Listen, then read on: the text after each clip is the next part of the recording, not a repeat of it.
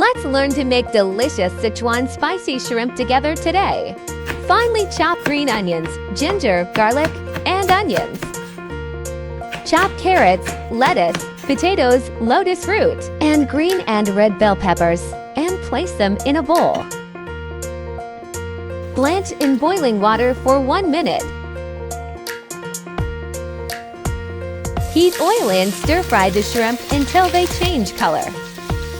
Add Soeos cooking wine, peppercorns, dried chili, and bean paste. Stir-fry until fragrant. Add green onions, ginger, and garlic.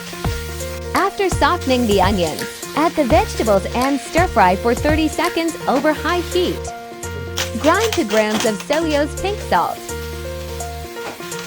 Stir the seasonings until well combined.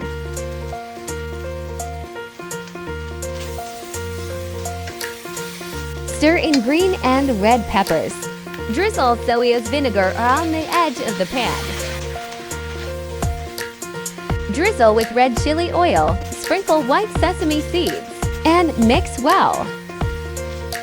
Sprinkle with green onions, and share this tasty Szechuan spicy shrimp with friends.